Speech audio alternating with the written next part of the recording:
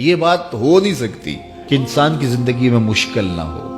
جب انسان کو پیدا کیا گیا تھا، اس کا خمیر گویا گیا تھا، تو 39 دن تک اس کے خمیر پر مٹی جو گوندی گئی تھی انسان بنانے کے لیے، اس پر 39 دن دکھوں کی بارش ہوئی تھی اور ایک دن خوشیوں کا می برسا تھا۔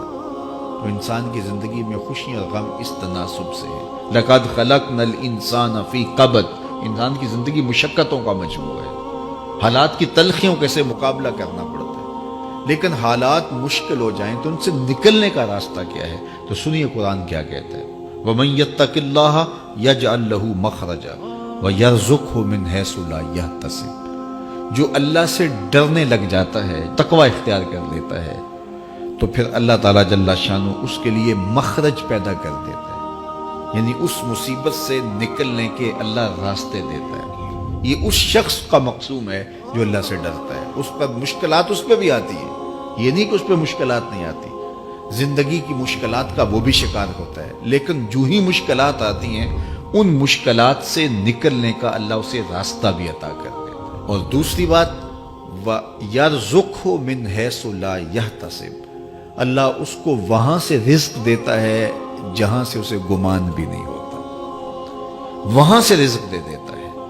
بندہ تو یہ کہتا نا کہ مجھے یہاں سے ملے گا، یہاں سے، ایک بندے کی منصوبہ بندی ہے، لیکن جو اللہ سے ڈرنے والا ہوگا اللہ اس کو وہاں سے رزق دے گا جہاں اسے گمان بھی نہیں ہوگا، خیال بھی نہیں ہوگا کہ یہ راستہ بھی حصول رزق کا ہو سکتا ہے۔ تو یہ میرے رب کا وعدہ ہے اور میرے رب کے وعدے سچے ہیں۔ تو جب تم اللہ سے ڈرنے لگو گے تو یہ تخت و تاج، یہ دنیا کی عزتیں، یہ تمہارے قدموں میں ہوں گی۔ اس سے ڈرنے کا نتیجہ ہے جو تمہارا رب تمہیں عطا فرمائے گا۔ حضرت عمر رضی اللہ تعالیٰ عنہ کی خدمت میں ایک شخص آیا، اس نے کہا میرے ہاں اولاد نہیں ہے، تو آپ نے کہا استغفار پڑھا کرو۔ ایک دوسرا شخص آیا کہ صاحب بارشیں نہیں ہوتی، فرمایا استغفار پڑھا کرو۔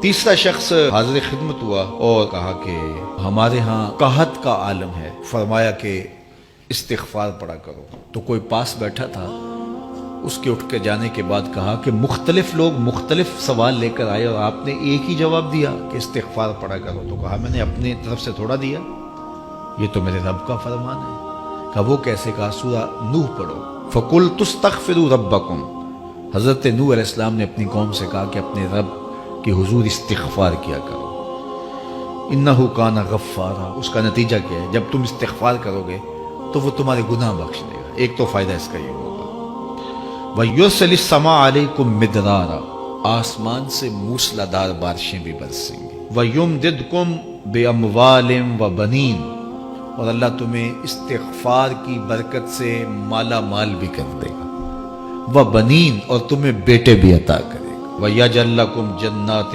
وَيَجْعَلْ لَكُمْ أَنْهَارًا، تمہیں باغ بھی عطا کرے گا اور تمہیں چلتی ہوئی نہریں بھی عطا فرمائے گا۔ آج میں سمجھتا ہوں کہ پاکستانی قوم کو اجتماعی استغفار کی ضرورت ہے۔ آپ کے دریاؤں کا پانی سوکھ گیا، استغفار کریں گے اللہ تعالیٰ ان کو پانیوں سے مالا مال کر دے گا، بارشیں ہوں گی، قحط سالیاں دور ہوں گی، بے اولادوں کو استغفار سے اولاد نصیب ہوگی، اور معیشت کی بہتری جو ہے وہ استغفار کے ذریعے سے ہوتی ہے۔ تو یہ 5 چیزیں بیان فرمائیں، تو استغفار سے خوشحال